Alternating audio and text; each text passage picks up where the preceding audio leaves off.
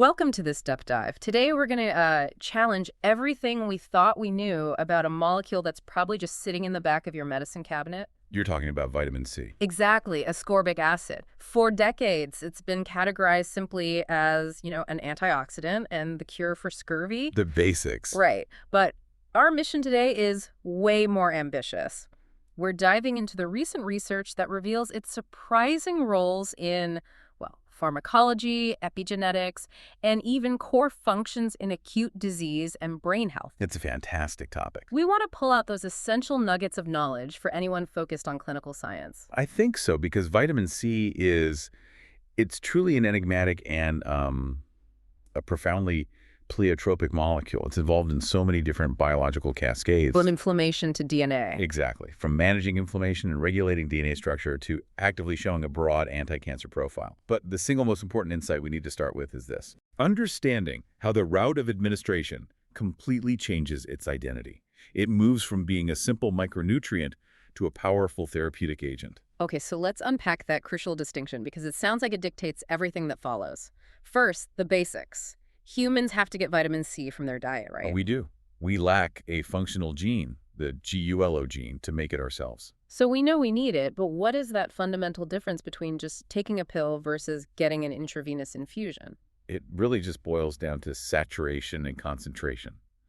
When you take vitamin C orally, its absorption is tightly regulated by these transport mechanisms in your gut. So there's a limit. A very strict limit. Even with a high dose, those transporters, they act like gatekeepers. They get saturated very quickly, and that severely limits the maximum concentration you can actually get into your blood plasma. And if we're looking for a drug-like effect, we have to find a way to bypass those gates. Exactly. For vitamin C to act as a pharmacologic agent, a drug with direct therapeutic effects, you need concentrations that just completely overwhelm those systems. Which only IV can do. Only IV administration can achieve that. Can you give us the hard numbers on that? Because this is where the difference becomes, undeniable. Absolutely. So with a pretty high oral dose, say 1.25 grams, the max plasma concentration you can hit is only about 135 micromoles per liter. Okay, 135. Now, contrast that with an IV. By completely bypassing the gut, IV doses can achieve concentrations around 885 micromoles per liter. Wow, that is a massive difference. It's about a six-fold increase. Yeah. And that gap, that's the canyon between a simple antioxidant and a therapeutic drug. So we're not just supplementing a deficiency anymore. We're defining pharmacologic ascorbate purely by that high concentration threshold. That's right.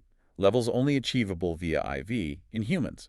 That's what creates the conditions for the unique therapeutic effects we're about to get into. And without them? Without those high millimolar concentrations, the sophisticated mechanisms we're seeing, especially in oncology, they just can't be triggered. This is where it gets really interesting for me. Once you hit those pharmacological levels, vitamin C seems to completely pivot. It's no longer just an antioxidant. It becomes this multi-targeting agent against cancer cells. It really does. So what are the primary modes of action that have been documented? There are three main mechanisms, and they all seem to work synergistically. The first, and maybe the most established, is the pro-oxidant effect. Which is the total opposite of its usual role. A complete reversal. Yep. At these extremely high concentrations, ascorbate chemically reacts in the tumor microenvironment to generate significant amounts of extracellular hydrogen peroxide, TXO2. But wait, hydrogen peroxide is destructive. Why does that specifically target the tumor and not healthy tissue? That's the elegant part of the mechanism. The tumor microenvironment is often rich in metals and it's acidic. These conditions help generate the hydrogen peroxide outside the cells. Then that TXO2 just diffuses into the nearby cells. Now, cancer cells are often already under high oxidative stress, and they have weaker defenses than healthy cells. So they're vulnerable. They're uniquely vulnerable. Yeah. The incoming hydrogen peroxide just overwhelms what's left of their antioxidant reserves, causing DNA damage and ultimately selective cell death. That makes sense. It's like you're exploiting a pre-existing weakness. So moving on from oxidation, what about gene expression? What's its second role here? That brings us to epigenetic modulation.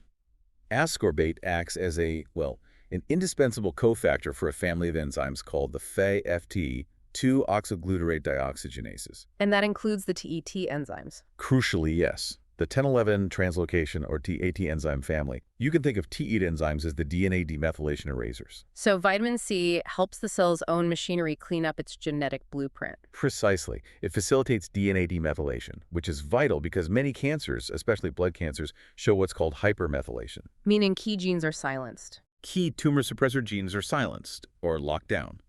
By boosting TEAT activity, vitamin C can help reverse that and reactivate those silenced genes. This has huge relevance for diseases like acute myeloid leukemia, AML, especially in patients with TEAT mutations. That's fascinating, a mechanism that targets the cell's identity. So what's the third mechanism? I understand it has to do with how cancer cells eat. That's the metabolic disruption mechanism. It relies on vitamin C's oxidized form, which is called dehydroascorbate or DHA. Okay. So many aggressive cancer cells rely heavily on glycolysis, the Warburg effect. And to fuel this, cancer types like KRAS or BRAF, mutant colorectal cancer, they overexpress glucose transporters, specifically GLUT1. And I'm guessing DHA looks enough like glucose to get smuggled inside. That's exactly right. DHA gets pulled into the cancer cells through these superactive GLUT1 transporters. But once it's inside, the cell has to convert it back into ascorbic acid. And that costs energy. It costs the cell its most critical antioxidant, glutathione. At the same time, this process inhibits a key enzyme in glycolysis called GAPDH. So the result is this 1-2 punch. Massive internal oxidative stress coupled with severe ATP depletion. You effectively starve and poison the cell from the inside out. And what about its role in the low oxygen environment of solid tumors? Good point. Tumors are often hypoxic, which stabilizes a factor called HIF1, promoting tumor growth and metastasis. AA acts as a cofactor for the enzymes that degrade HIF1. The PhD enzymes? The PhD enzymes, yes.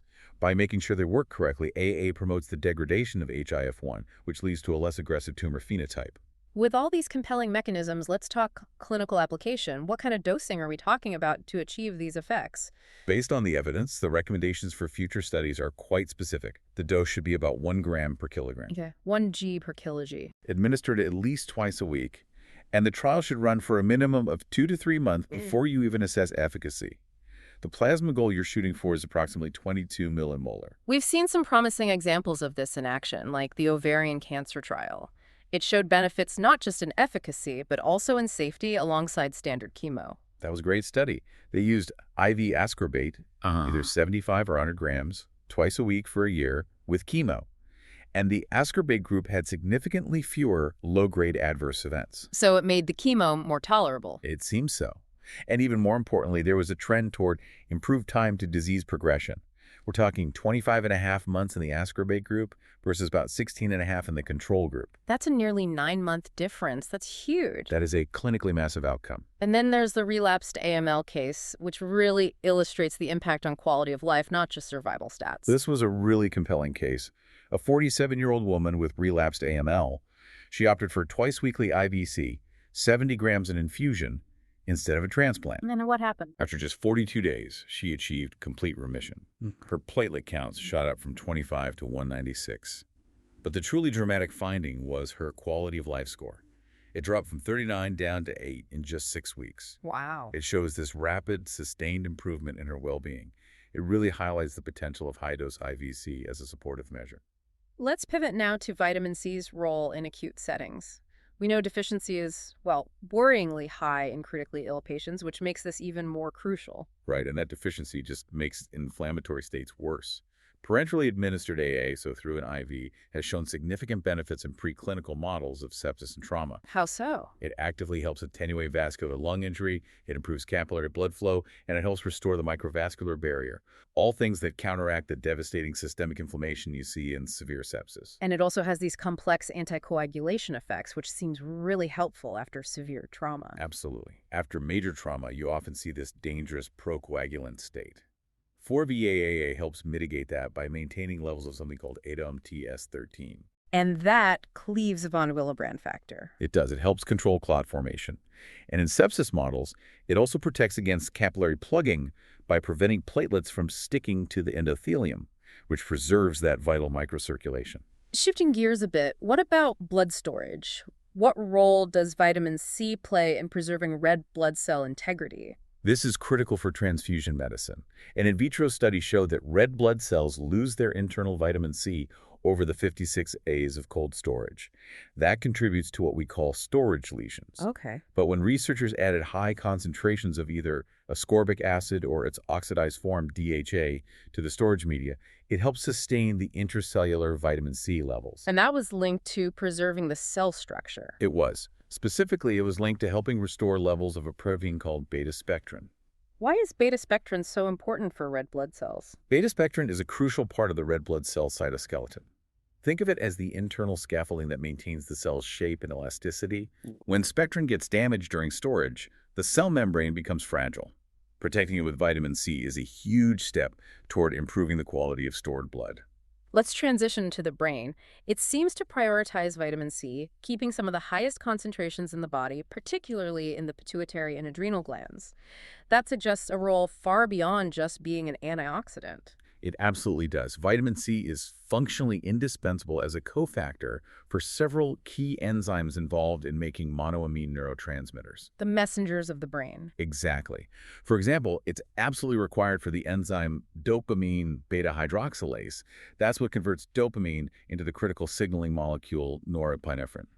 And it also plays a role in the rate-limiting steps for catecholamine synthesis itself, doesn't it? That's correct. It helps recycle something called tetrahydrobiopterin, or BH4. Yeah. And BH4 is necessary for tyrosine hydroxylase, which is the weight-limiting enzyme in making all catecholamines, and also for making serotonin. So basically, if you don't have enough vitamin C, the whole assembly line for your key mood regulators slows way down. Significantly, yes. And this neurochemical foundation seems to link directly to psychological well-being.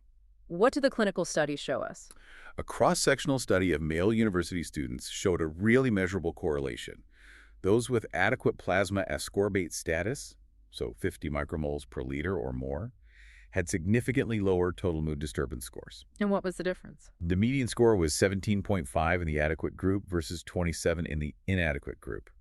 That difference suggests that adequate vitamin C status is correlated with fewer symptoms of depression and confusion. And the preclinical evidence suggests that a deficiency early in life can affect the very architecture of the brain. The guinea pig model is very instructive here. Early life vitamin C deficiency led to impaired spatial memory and fewer neurons in the hippocampus. And did they find a molecular reason for that? They did. These cognitive problems correlated with specific molecular changes. They saw a decrease in the ratio of 5-HIAA to 5-HT, which suggests altered serotonin metabolism. And they also saw a significant decrease in synaptophysin expression. And synaptophysin is a classic marker for synaptic function. Precisely. It's a key presynaptic vesicle protein. A drop in its expression suggests you have reduced synaptic density and impaired synapse formation, which would directly contribute to the cognitive decline they observed. We have to address two critical practical topics for any medical learner listening. First, safety. The biggest concern with high-dose IVC is always the risk of kidney stones. And that's a legitimate concern because ascorbate is metabolized into oxalate. However, the clinical data is actually quite reassuring for short-term safety. Okay. A 12-month prospective study of 157 patients getting IVC reported absolutely no renal stones. None. Not even among the 8% of patients who had a history of them. So for patients with normal kidney function, the risk is low. Very low. But, and this is a big but, extreme caution is warranted for patients with pre-existing severe renal impairment. In those cases, IVC could absolutely increase the risk of oxalate crystallization. Now let's talk about measurement in the lab, because if we can't measure it accurately, the research is flawed. What's the fundamental issue with quantifying vitamin C? The core problem is stability.